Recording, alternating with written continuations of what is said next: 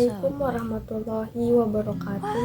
Alhamdulillahirabbil alamin wa bihi nasta'in wa ala umuri dunya waddin wassalatu wassalamu ala asrofil anbiya'i wal mursalin wa ala alihi wa sahbihi ajma'in amma ba'du.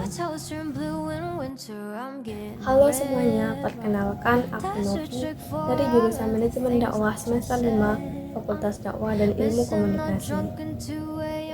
Pada kesempatan kali ini, aku akan menyampaikan materi dengan tema sejarah dakwah dari masa ke masa.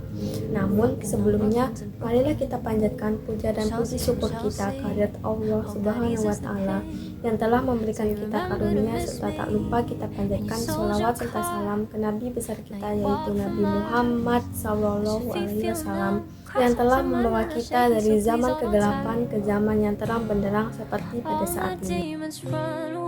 Teman-temanku yang aku cintai, tentunya kita semua mengetahui bahwa dakwah itu upaya untuk menyampaikan ajaran agama Islam kepada orang lain, baik kepada sesama muslim maupun kepada mereka yang belum mengenal Islam.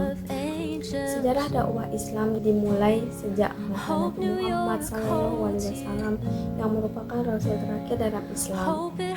Dakwah pada masa Nabi Muhammad SAW merupakan periode penting dalam sejarah Islam yang terbagi menjadi dua fase utama, fase Makkah dan fase Madinah. Masing-masing fase memiliki tantangan, strategi, dan hasil yang berbeda-beda. Yang pertama itu pada fase Makkah 610 sampai 622 Masehi. Nabi Muhammad SAW wahyu pertama dan dakwah secara diam-diam. Pada usia 40 tahun, Nabi Muhammad SAW menerima wahyu pertama dari Allah Subhanahu wa Ta'ala melalui malaikat Jibril di Gua Hiro. Wahyu tersebut adalah surah Al-Alaq ayat 1-5. Setelah menerima wahyu, Nabi Muhammad mulai berdakwah secara rahasia, mengajak orang-orang terdekat untuk menyembah Allah Subhanahu wa Ta'ala dan meninggalkan penyembahan berhala. Orang-orang pertama yang masuk Islam dikenai sebagai As-Sabiqun Al-Awwalun, seperti Khadijah binti Khuwailid, istri Nabi, Ali bin Abi Thalib, sepupu Nabi, Zaid bin Haritsah, anak angkat Nabi, dan Abu Bakar As-Siddiq. Abu Bakar kemudian mengajak beberapa sahabat lainnya seperti Utsman bin Affan, Zubair bin Awwan, dan Abdurrahman bin Auf. Kemudian dakwah terbuka dan perlawanan dari kaum Quraisy. Setelah 3 tahun berdakwah secara sembunyi-sembunyi, Nabi Muhammad SAW diperintahkan oleh Allah Subhanahu wa Ta'ala untuk mulai berdakwah secara terbuka. Beliau mulai mengajak masyarakat Mekah secara terbuka untuk menyembah Allah Subhanahu wa Ta'ala. Dakwah ini ditentang keras oleh kaum Quraisy yang merasa ajaran Nabi Muhammad mengancam tatanan sosial dan ekonomi mereka yang bergantung pada penyembahan berhala. Para pengikut Nabi Muhammad SAW, terutama yang berasal dari kalangan lemah dan budak, mengalami berbagai bentuk siksaan dan penganiayaan. Misalnya, Bilal bin Rabah dijemur di bawah terik sinar matahari dengan batu besar di dadanya karena mempertahankan keimanannya. Meskipun menghadapi perlawanan keras, Nabi Muhammad SAW mendapat perlindungan dari pamannya, Abu Thalib, yang meskipun tidak masuk Islam, tetap mendukung dan melindungi beliau. Kaum Quraisy kemudian melakukan boikot sosial dan ekonomi terhadap Bani Hashim dan Bani Muthalib, keluarga besar Nabi, yang berlangsung selama 3 tahun. Mereka dilarang melakukan perdagangan dan pernikahan dengan keluarga Nabi. Boikot ini menyebarkan penderitaan yang hebat, termasuk kekurangan makanan. Pada tahun ke-10, Nabi Muhammad SAW mengalami tahun kesedihan dengan wafatnya Khadijah dan Abu Thalib. Kehilangan dua pendukung terbesar ini membuat posisi Nabi semakin sulit di Mekah.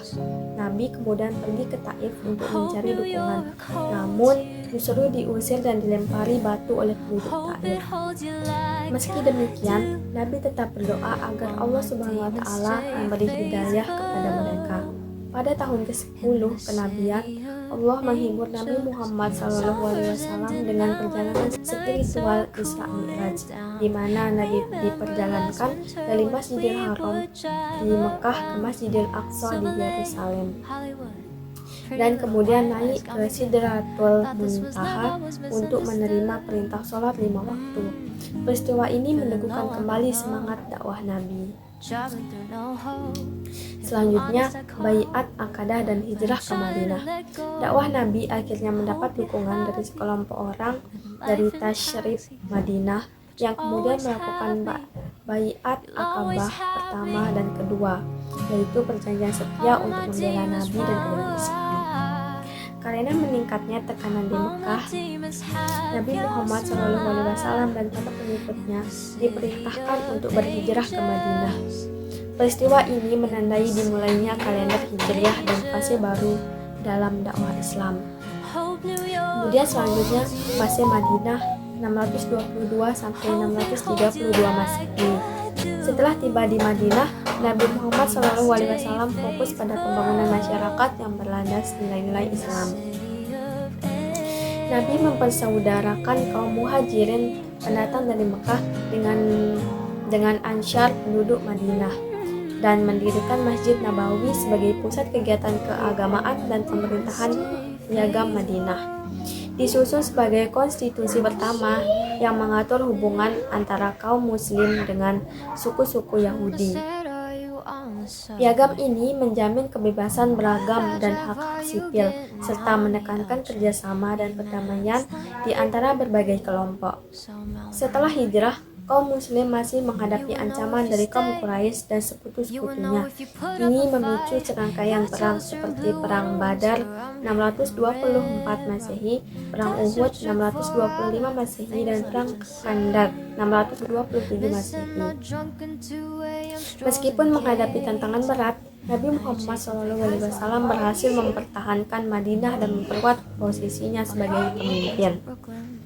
Pada tahun 628 Masehi, Nabi Muhammad SAW dan kaum muslimin melakukan perjanjian damai dengan Quraisy yang dikenal sebagai Perjanjian Hudaybiyah. Perjanjian ini memberikan kesempatan bagi kaum muslim untuk berdakwah tanpa gangguan selama 10 tahun.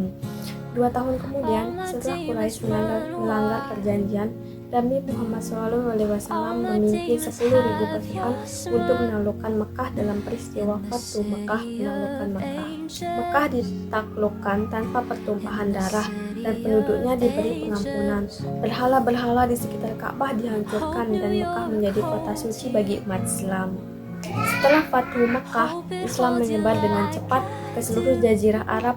Banyak suku-suku Arab yang kemudian memeluk Islam, baik melalui dakwah damai maupun setelah menyaksikan kekuatan dan keadilan Islam. Pada tahun-tahun terakhir kehidupannya, Nabi Muhammad SAW mengirim utusan ke berbagai kerajaan dan kekaisaran di luar Arab, seperti Bizantium, Persia, Mesir, mengajak mereka untuk memeluk Islam. Pada tahun 632 Masehi, Nabi Muhammad SAW menyampaikan khutbah wada, khutbah perpisahan, di Arafah selama haji terakhirnya. Dalam khutbah ini, beliau menegaskan hak-hak asasi manusia, persaudaraan umat Islam, dan kesetaraan di hadapan Allah. Nabi Muhammad SAW wafat pada 8 Juni 632 Masehi di Madinah, meninggalkan warisan dakwah dan kemudian dilanjutkan oleh para sahabat dan generasi muslim berikutnya. Dakwah Nabi Muhammad SAW bukan hanya tentang penyebaran agama, tetapi juga tentang membangun masyarakat yang adil dan sejahtera, yang berlandaskan pada ajaran-ajaran ilahi, hidup dan berkembang di seluruh dunia hingga saat ini. Sejarah dakwah Nabi Muhammad SAW adalah kisah perjuangan yang menginspirasi umat Islam di seluruh dunia. Ajaran-ajarannya tentang tauhid, keadilan, dan kasih sayang terus menjadi fondasi utama dalam kehidupan umat Islam hingga hari ini. Sekian hanya ini yang dapat aku sampaikan, kurang lebihnya mohon maaf. Wassalamualaikum warahmatullahi wabarakatuh.